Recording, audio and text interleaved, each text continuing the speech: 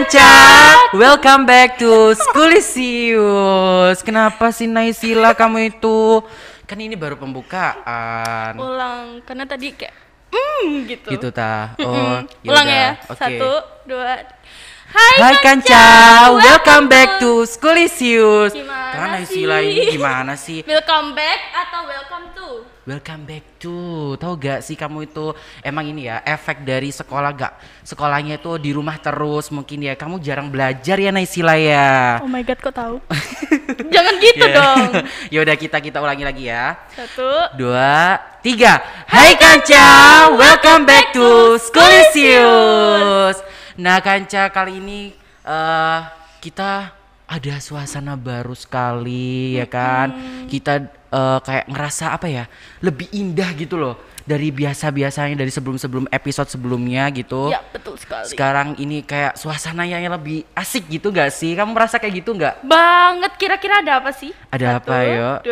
1, 2, 3. Studio baru, yeay! Gila Wah, sih. rasanya aku seneng banget loh punya studio baru ya kan. Sangat Karena kan gak semua sekolah punya studio ya. Nah apalagi bagus sekali kan keren ya. banget. Keren. Sumpah ini SMP Negeri 46 Surabaya ini luar biasa ya. Apalagi view-nya langsung pemandangan. Rasanya kayak nyaman banget, kayak betah di sini, kayak nggak pengen pulang gitu ya. Nggak gitu juga dong. Nah, Naysila, kita ini bakalan kedatangan tamu yang sangat-sangat luar biasa. Tahu gak sih kamu siapa? Siapa tuh? Ya, pokoknya luar biasa. Dia itu sangat inspiratif banget, terus membuat masyarakat di luar sana itu sangat terkagum karena dari sifatnya dia gitu loh, sangat inspiratif banget. Nanti aku kasih tahu deh. Penasaran kan? Kepo nggak tuh? Kan kepo kan ya. Yaudah, kita langsung di ngobrol seru. Nah Kanca, ini dia tamu-tamu yang sudah kita nantikan dari tadi ya nggak? Iya, betul sekali. Ada Pak Budianto di sini sebagai pengusaha klinik Masa Sumber Sehat. Betul ya Pak ya? Iya, betul. Nah, ada juga Kak Mek, alumni SMP Negeri 46 Surabaya. Say hello ke Kanca dong Kak Mek. Hello. Oke, Naysila, kali ini kita akan berbincang-bincang bersama dengan kedua beliau yang sangat menginspirasi kita semua ya, tentunya orang-orang yang di luar sana. Karena beliau-beliau ini sangat-sangat luar biasa bakatnya. Betul banget. Nah, oke, kita mulai dari Pak Budi dulu. Halo Pak Budi, assalamualaikum. Waalaikumsalam warahmatullahi wabarakatuh. Gimana kabarnya Pak Budi? Alhamdulillah sehat. Sehat selalu ya Pak ya. Iya, oke. Nah Pak Budi, kita kan pengen tahu nih ya Pak Budi ya. Pak Budi ini sebagai pengusaha ini tuh sebagai kayak gimana sih Pak? Bisa dijelasin nggak sih Pak di kanca-kanca yang ada di rumah? Oke, terima kasih waktu yang diberikan. Kebetulan saya pengelola dari salah satu klinik masas atau klinik pijat, biar keren gitu loh. Jadi klinik masas gitu. Masas gitu. ya. Ya kalau klinik pijat kan tempo dulu, sekarang klinik masas gitu. Kita kasih nama, Sumber Sehat, yang berarti sumbernya kesehatan. Seperti itu.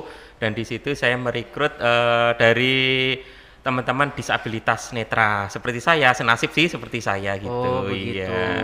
Jadi tujuan saya untuk membuka lapangan kerja bagi teman-teman saya senasib agar mereka tidak menjadi beban keluarga, tidak menjadi beban pemerintah, minimal mereka bisa menghidupi dirinya sendiri. Seperti itu. Gitu. Nah, klinik masas sendiri itu udah berapa lama Pak didirikan dan itu sudah diresmikan oleh siapa? Saya dirikan itu mulai tahun 2019. Tahun 2019, ya, baru tahun kemarin ya Pak ya? Baru tahun kemarin, iya. Itu pas pembukaannya itu 25 Februari, operasionalnya itu pas 7 Maret. 7 Maret iya, gitu. Seperti itu. Itu berarti kawan-kawan yang bekerja di situ semuanya adalah orang-orang yang tunanetra gitu ya Pak ya? Iya, benar gitu. demikian. Nah, ketika Bapak menjalani kegiatan seperti itu, apakah Bapak ada kesulitan waktu memijat orang-orang seperti kita gitu?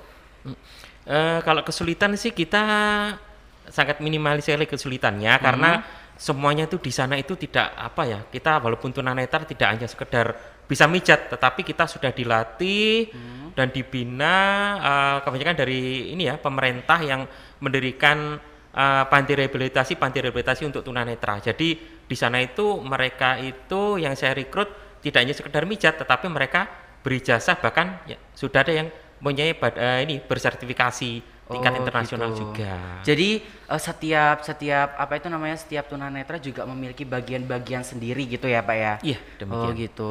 Gimana Naisilah? Ada yang mau ditanyakan nggak ke Pak Budianto nih? Mohon maaf sebelumnya nih ya, Pak Budianto sudah menjadi seorang tunanetra sejak kapan? Sejak umur 3 tahun yang lalu.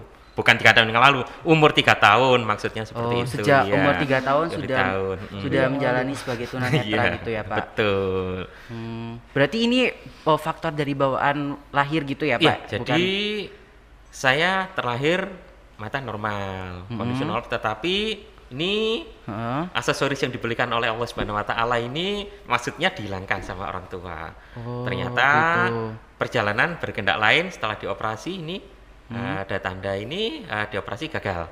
Gagal, akhirnya terkena saraf mata. Yang kiri itu kelebihan dosis obat, yang kanan itu sarafnya putus. Jadi yang kanan sama sekali tidak dapat melihat, yang kiri hanya samar-samar aja. Oh, yang kiri hanya samar-samar saja. Demikian. Tapi ketika Bapak mengalami seperti ini, apakah Bapak merasa minder atau bagaimana, atau Bapak justru makin semangat untuk berkreativitas gitu seperti orang-orang pada umumnya?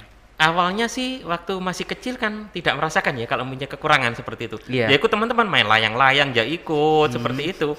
Padahal nyangkut di pohon, tapi saya yakin, memang mulai kecil saya yakin ini sudah apa yang saya pikirkan, yakin ya pasti yakin melayang gitu aja sudah waktu itu. Juga main peta umpet, ya saya nggak merasa. Berarti seperti kegiatan pada umumnya gitu ya Pak betul, ya? Betul, seperti itu. Oh gitu. Pak Budianto, gerak tunanetra tentu terbatas kan ya? Ya. Ketika pandemi seperti ini, kesulitan seperti apa yang paling Pak Slamet rasakan sebagai tunanetra? Mohon maaf, bukan Pak Slamet, tapi Pak Budianto. Iya. Aduh, Naisila ini gimana sih? Iya, dengan kondisi pandemi itu sebenarnya pada umumnya kita semua ya, segala sektor usaha ataupun pekerjaan itu pasti akan terkena dampaknya. Terkhususnya pada kita pemijat tunanetra sama, karena apalagi mijat itu kan bersentuhan langsung seperti Iya, itu. betul. Sebenarnya jangankan yang mau pijat, yang mijat juga takut. Tetapi dengan seperti itu kita bagaimana menggunakan protokol kesehatan. Jadi di tempat klinik yang saya kelola itu, klinik massas itu, depan protokol kesehatan ada tempat cuci tangan, masuk juga ini kita punya termogan juga, bunyi loh Mas termogannya. Oh gitu. Iya. Jadi tetap mematuhi protokol kesehatan Iya. seperti dianjurkan oleh pemerintah gitu ya Pak ya? seperti itu. Ya, pakai face, pakai masker, mencuci tangan sebelum dan sudah, itu sudah kita lakukan. Kemudian spray sekali pakai, sarung banter sekali pakai, seperti gitu. itu. Jadi kebersihan di Tetap terjaga ya di sana ya. Iya, Jadi memang harus seperti jadi itu. buat kanca-kanca semua jangan khawatir buat pijat di sana, karena di sana itu kebersihannya udah mantap, udah dijaga ya. Jangan khawatir tentang kebersihan, oke? Dan yang terpenting tetap menjaga protokol kesehatan ya. Iya betul, itu yang paling penting karena kan masih kondisinya seperti ini ya. Oke Pak, kali ini saya mau langsung ke Kak Lanjut ke Kak Meg-nya Meg-nya. dulu. Kak Meg ini adalah seorang kawan netra yang selalu menemani para tunanetra di sana. Nah Kak Meg, aduh Kak Meg ini udah tertawa terus ya ke bawaannya ya. Pemalu ya. Iya. Mungkin karena baru pertama kali bertemu dengan kanca yang ada di rumah. Oke. Tenang. Nah Kak Meg, gimana kabarnya Kak Meg? Alhamdulillah baik. Baik ya Kak. Oh ya, dengar-dengar Kak Meg juga alumni SMP Negeri 46 Surabaya. Terus kok bisa bergabung dengan Home Santren itu bagaimana Kak? Itu semua hanya kebetulan yang udah didesain sama Allah sih, gitu aja. Oh gitu. Jadi Terus juga apa itu namanya, Kak Meg juga sebagai kawan Kawan netra. Kawan netra. Kawan netra. Berarti itu menemani para tunanetra gitu. Yoi. Oh, Benar. itu gimana Kak? Apakah ada kesulitan atau apa yang mau diceritakan, dibagi pengalaman sama kanca-kanca di rumah? Oke, terima kasih atas kesempatannya untuk Oke. memperkenalkan kawan netra sekalian juga. Iya. Jadi kawan netra itu adalah apa ya, tim pendampingan para tunanetra, para penyandang disabilitas tunanetra, karena banyak di sana walaupun mereka punya keluarga lengkap, itu nggak ada perhatian dari sisi keluarganya, apalagi yang nggak punya keluarga. Nah, jadi tunanetra, kawan netra nantinya akan bergerak di bidang pendampingan teman-teman disabilitas tunanetra, seperti itu sih. Seperti contoh kemarin malam ada namanya salah satu tunanetra namanya Ki Heru. Beliau seorang pendongeng tunanetra dan apa ya, jauh banget dari keluarga, nggak ada sedikit pun keluarga yang ada di dekatnya.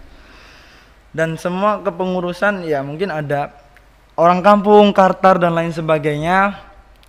Tapi sangat nggak maksimal sekali kalau nggak ada keluarga. Yang namanya keluarga itu pasti nomor satu ya kan ya. Betul sekali. Jadi apa ya, hati itu kayak digoncang gitu. Kalau kita yang ada di posisi beliau gimana ya. Nah sedangkan nggak ada orangnya mau perhatian sama beliau.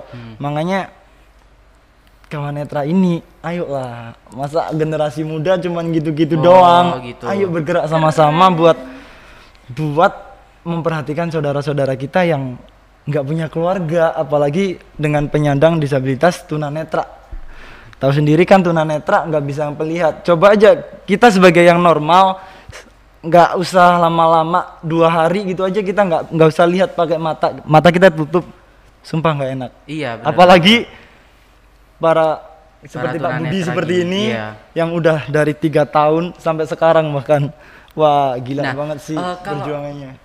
Bicarain sama orang tunanetra gini, itu orang tunanetranya ketika dipertemukan di jalan gitu langsung diajak buat gabung gitu, atau ada hal lain kayak berjumpa dengan keluarga ini gitu, mau apa itu yang tunanetra mau diajak buat gabung, atau kayak bertemu di jalan gitu, orang ini buta gitu, buat kita ajak aja buat apa itu namanya bergabung di kawan tunanetra untuk mengasah kreativitasnya gitu. Jadi seperti ini Mas Gio, kawan netra sendiri adalah bukan tempat di mana kita meng-guide para tunanetra, melainkan tempat di mana kita meng-guide anak-anak muda atau siapapun yang mau atau yang mampu untuk mendampingi teman-teman penyandang disabilitas tunanetra. Gitu. Dan tunanetranya sendiri atau teman-teman penyandang disabilitas tunanetra itu kami dipertemukan oleh beliau-beliau seperti Pak Budi sendiri dari salah satu yayasan besar namanya Pertuni. Persatuan Tunanetra Indonesia. Dan di situ ada banyak sekali orang-orang tunanetra dengan kemampuannya masing-masing. Jadi ya dari situ sih.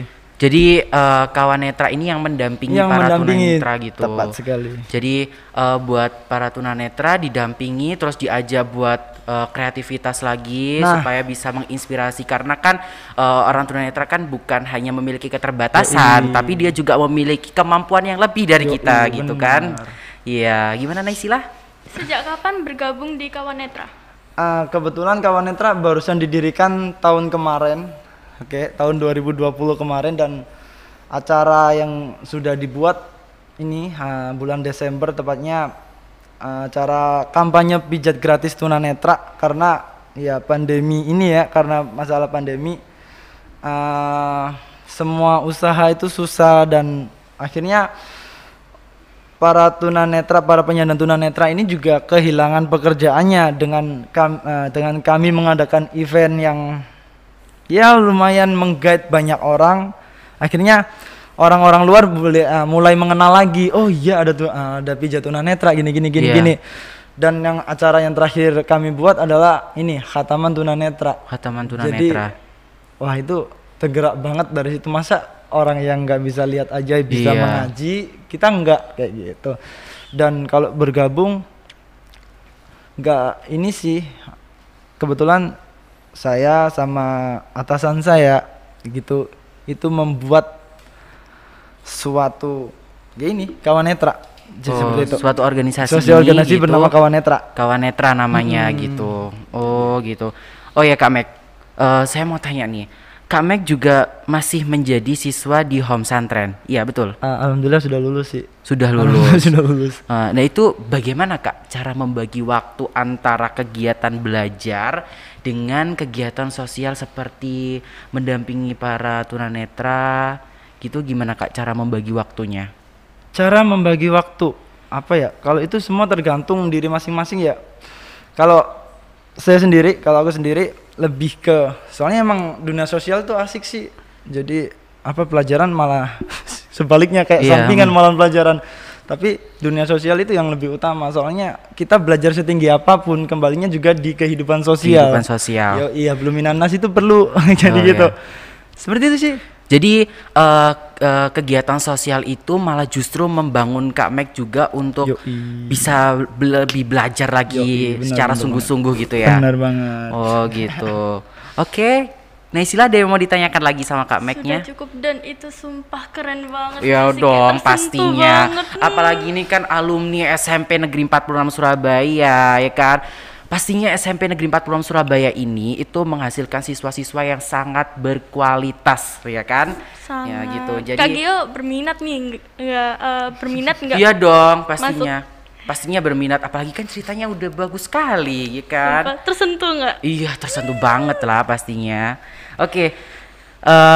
Perjumpaan kita sampai di sini dulu ya Kanca. Jangan lupa buat jaga selalu protokol kesehatan dan Pakai masker, jangan lupa. Iya betul, selalu mencuci tangan ya kan. Kalau dan lagi selalu di jaga luar jarak. hand sanitizer jangan lupa. jangan lupa. Awas lupa. Jangan dibawa aja, tapi harus dipakai ya Iya juga ya. kan. Apose deh Naysila ini.